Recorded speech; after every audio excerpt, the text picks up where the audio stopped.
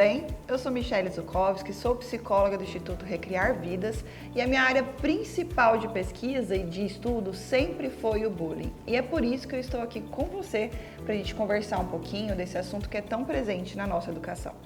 Bem, como tudo se inicia do princípio, nossa primeira aula vai ser sobre os princípios básicos do fenômeno que é o bullying. Você já parou para pensar o que envolve o bullying? Você sabe o que é bullying? Normalmente, quando eu faço essa pergunta, as pessoas respondem: é uma violência, é um xingamento, é uma agressão. Mas será que é só isso ou existem características que diferenciam o bullying de outros tipos de violência? Pois eu já respondo essa pergunta para você. O bullying, ele é diferente dos tipos comuns que nós temos de violência, porque ele tem características básicas que merecem ser observadas para sabermos como trabalhar melhor na intervenção e prevenção desse fenômeno. Assim, eu trago essa definição para vocês. Bullying é uma intimação ou vitimização de um estudante que ocorre por um longo período de tempo. São ações negativas que partem de outros estudantes com a intenção de infligir, causar lesão ou desconforto através de comportamentos agressivos. Só por essa definição, a gente já percebe algumas características sobre o bullying. Vamos lá? A primeira delas é que as agressões são intencionais. O estudante, quando ele escolhe agredir o outro estudante, ele sabe o que ele quer fazer. Ele decide como ele vai fazer e o que ele vai atingir naquele estudante. Ele vai saber se ele vai querer destruir o material escolar, se ele vai querer xingar, se ele vai querer agredir fisicamente e que momento ele vai fazer. A agressão é intencional. A segunda é a repetição ao longo do tempo. E essa talvez seja uma das maiores diferenciações entre o bullying e uma agressão pontual, porque o bullying, ele se repete. Vamos supor que eu tenho um problema com uma colega minha. Assim, eu começo a todos os dias, durante algumas semanas, fazer alguma coisa com ela. Seja um xingamento, seja uma sabotagem, seja espalhar um rumor, mas por um longo período de tempo eu mantenho aquela agressão. A terceira característica é o desequilíbrio de poder. O agressor, ele sempre vai achar que ele é mais forte, seja mentalmente ou fisicamente, do que a vítima. Ele sempre acredita que a vítima não vai conseguir revidar ou se defender da sua agressão. E isso faz com que ele continue mantendo as suas agressões. Já dei um spoiler do próximo tópico que vamos falar sobre o bullying. Quem são os envolvidos? Bem, citei dois. Você se lembra? Primeiro, os agressores. Eles estão presentes e talvez sejam ali o ponto principal dessa situação. Segundo, as vítimas, que são o que os agressores escolheram para agredir. E terceiro, são os observadores. Sim, o bullying ele não necessariamente precisa acontecer de forma isolada. Nós temos observadores que presenciam esse fenômeno. E você está vendo aí na tela que tem uma setinha para cima e para baixo em cada um. Por que será? O bullying ele é um fenômeno que pode acontecer de forma grupal. Sendo assim, eu tenho uma vítima que em outro momento pode ser agressora. Eu tenho um agressor que em outro momento pode ser vítima. Eu posso ter um grupo de agressores para uma vítima ou um grupo de vítimas para um agressor. E também aí encontra-se o observador. O observador, ele pode em algum momento, por estar junto da vítima, também se tornar vítima ou a mesma situação com os agressores. Uma coisa que é muito comum, inclusive, é um agressor, por ser agredido por crianças mais velhas, repetir essa mesma agressão com crianças mais novas. Esses são os três grupos principais envolvidos no bullying. No entanto, eles podem se unir ou intercalar entre si. Uma pessoa pode ser vítima, agressora e observadora também, dependendo da situação em que ela está. Vamos ver um pouquinho das características de cada um? Primeiro, a vítima. É muito importante a gente saber que a vítima se torna vítima sem provocação aparente. Ela não fez nada para ser vítima. Ela apenas apresenta alguma coisa que o agressor não concorda que deveria estar ali. E aí, a gente já vai entrar então nos agressores. Olha quantas características nós temos aqui que podem contribuir para formar um agressor. Primeira delas, a ausência de afeto na infância. Nós sabemos que o afeto é uma ferramenta importantíssima para despertar um senso de autoestima e autoproteção nas nossas crianças.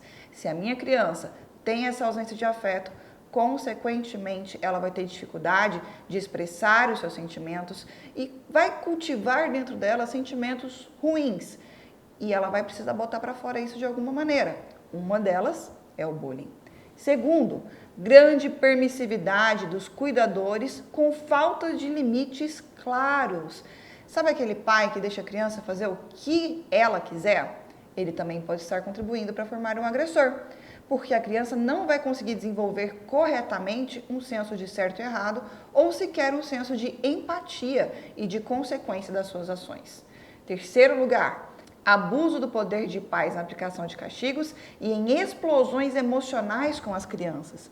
Nós temos estudos que mostram que quando o castigo é aplicado de uma forma agressiva, punitiva demais com as crianças, elas têm mais chance de se tornarem agressoras na escola.